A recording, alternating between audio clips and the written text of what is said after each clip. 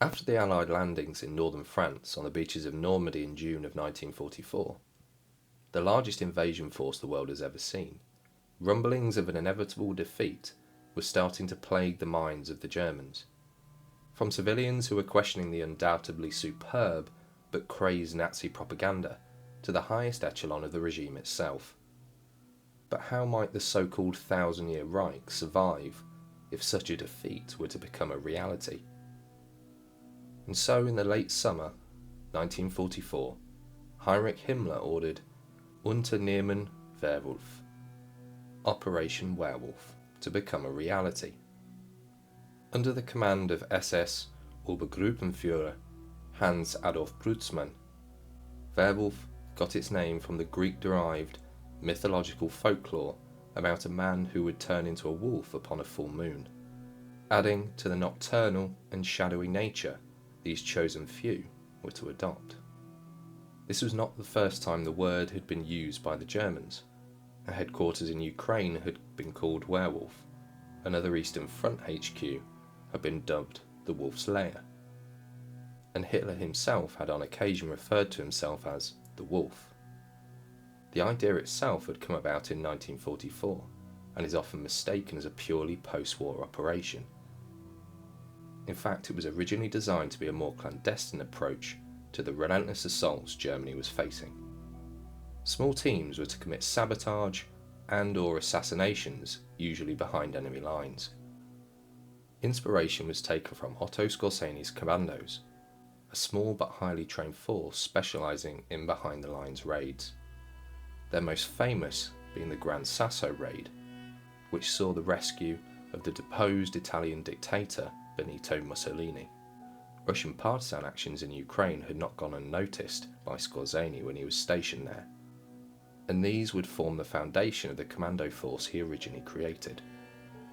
Unlike Skorzeny's commandos, the Werewolves were meant to be a legitimate, uniformed force operating much like the Allied commandos of the war.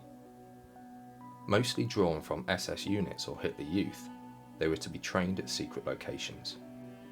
But by that time, millions of Allied soldiers were beating on the doors of the German defences.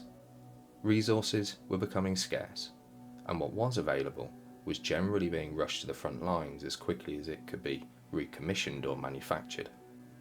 Existing army commanders certainly weren't prepared to hand over much needed supplies to a new and untested unit. Even the office Skorzeny was given to form the force was said to be inefficient and uninspired. The idea of such a unit had not escaped the Allies, however, and preparations to deal with such a force, believed to be much larger than it was, would be underway. Time magazine ran an article speculating that the Germans may try to prolong the war by going underground. Collier's magazine quoted Goebbels' speech about a fanatical population taking the Allies from behind, allowing him no rest. The German army may be ever dwindling, but their propaganda was stronger than ever before.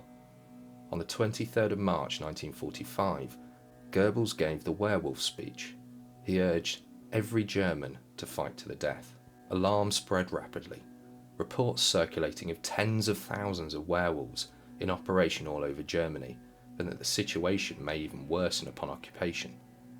Leaflets were even given to the Allies, warning them never to relax, especially against youths trained in sabotage. It was not only the German media pouring fuel onto the fire, with quotes such as, "Every Russian and American soldier on German soil will constitute a target for us." Allied media was to blame also. What had started out as hundreds of poorly trained and poorly equipped men and boys had ballooned at an alarming rate, far removed from the realms of reality.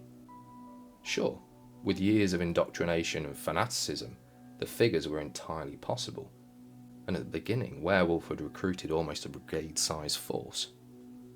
Acts were carried out, and self-proclaimed werewolf units were apprehended, sometimes well-armed and organised. As to their legitimacy as a whole, we may never know. We do know that some events were claimed as werewolf victories, were in fact not at all.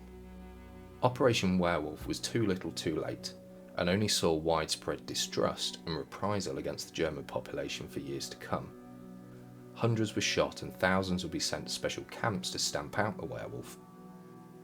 It It was speculated that rather than carry out the futile missions for which they were originally intended, they would in fact help facilitate the escape of high-ranking Nazi officials, routes of escape called rat lines. Rat lines would eventually see thousands escape prosecution during and after the war. Please do like and subscribe, and thank you for watching.